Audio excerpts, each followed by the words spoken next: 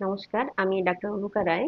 আমি আজকে যে বিষয়ে কথা বলবো সেটা হলো পিসিওএস উন্নত করার জন্য আমার কি ওজন কমানো বা জীবনযাত্রার পরিবর্তন আনা জরুরি কিনা? আমি বলবো হ্যাঁ, অবশ্যই জরুরি।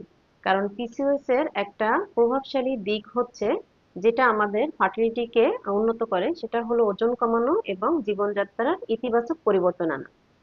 এখন আসা যাক কেন এত জরুরি। আমরা সবাই জানি পিসিওএস একটা হরমোনজনিত সমস্যা এবং এখানে এই পিসিওএস এর ভিতরে ইনসুলিন রেজিস্ট্যান্স, মেটাবলিক সমস্যা এবং হরমোনের ভারসাম্যহীনতা থাকে। সুতরাং এ সমস্ত কারণে যেটা ডেভেলপ করে সেটা হলো ইরেগুলার মাসিক এবং ইরেগুলার ওভুলেশন, যার কারণে গর্ভধারণের প্রভাব ফেলে এবং অতিরিক্ত ব্রণ এবং অবাঞ্ছিত লোম এবং অতিরিক্ত ওজন বেড়ে যায়। এসব থেকে যেটা হতে পারে টাইপ 2 ডায়াবেটিস ডেভেলপ করতে পারে এবং হৃদরোগের মতো রোগও হতে পারে এবং এটা অনেকাংশে ঝুঁকি বাড়িয়ে দেয়। এখন আসা যাক এই ওজনের ব্যাপারটা খুবই গুরুত্বপূর্ণ। 5 থেকে 10% ওজন যদি কমানো হয় তাহলে কিন্তু দেখা যায় মাসিকটা নিয়মিত হয়, ওভুলেশন ফিরে আসে এবং যে অ্যান্ড্রোজেন বৃদ্ধি পায় সেই অ্যান্ড্রোজেনের পরিমাণও কমে যায় এবং ব্রণ বা অবাঞ্ছিত লোম এটাও কমে যায়। এবং আরেকটা ব্যাপার যেটা এবং ওজন কমালে যেটা হয় সেটা হলো মুড ভালো থাকে, স্ট্রেস কমে যায়, মানসিক চাপটাও কমে যায় এবং ফার্টিলিটি ট্রিটমেন্টের রেসপন্সটা কিন্তু অনেকাংশে বেড়ে যায়। এখন আমি বলবো জীবনযাত্রায় কি পরিবর্তন আনতে হবে। জীবনযাত্রার পরিবর্তনের ভিতরে আমি ফার্স্টে বলবো যেটা খাদ্যাভ্যাসের পরিবর্তন আনা, মানে একটা সুষম খাদ্যাভ্যাস গড়ে তোলা। এখানে থাকতে হবে ক্ষুধার্ত না হয়ে বারবার খাবার গ্রহণ করা।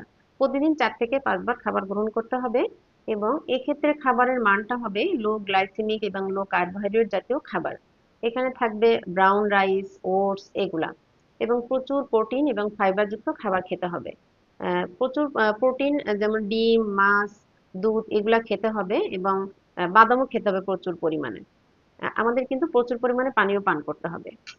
তারপর আসা যাক ব্যায়াম, রেগুলার এক্সারসাইজ, যেমন সপ্তাহে 4 থেকে 5 দিন যদি 20 থেকে 30 মিনিট মাঝারি ধরনের এক্সারসাইজ করা হয়, যেমন ব্রিস্ক ওয়াকিং, তারপর সাইক্লিং, এগুলো যদি করা হয় তাহলে কিন্তু পিসিএস এর ক্ষেত্রে ফার্টিলিটির মানটা বেড়ে যায়। এখন আরেকটা ব্যাপার আমাদের খুবই ইম্পর্ট্যান্ট, সেটা হচ্ছে আমাদের কিন্তু মানসিক স্বাস্থ্যের দিকেও খেয়াল রাখতে হবে। যেমন 7-8 ঘন্টা নিয়মিত ঘুমাতে হবে এবং মানসিক স্বাস্থ্যের ব্যাপারটা লক্ষ্য রাখতে হলে আমাদের এখানে যোগ ব্যায়াম, যেটা মেডিটেশন এবং রেগুলার পড়ালেখা করা বা আহ, সামাজিক একটা সম্পর্ক গড়ে তোলা, এগুলো মেনটেন করতে হবে। মানে মানসিক স্বাস্থ্যটাও আমাদের মেনটেন করতে হবে। তাহলে কিন্তু আমাদের পিসিএস এর ক্ষেত্রে ফার্টিলিটির হার বেড়ে যাবে। তাই পরিশেষে আমি যেটা বলতে চাই সেটা হলো ডায়েট কন্ট্রোল মানেই কিন্তু স্লিম হওয়া নয়, একটা সুস্থ জীবনযাপন গড়ে তোলা এবং আমাদের লক্ষ্য হবে দীর্ঘমেয়াদী সুস্থ থাকা, শুধুমাত্র গর্ভধারণ নয়। সবাই ভালো থাকুন, সুস্থ থাকুন। ধন্যবাদ সবাইকে।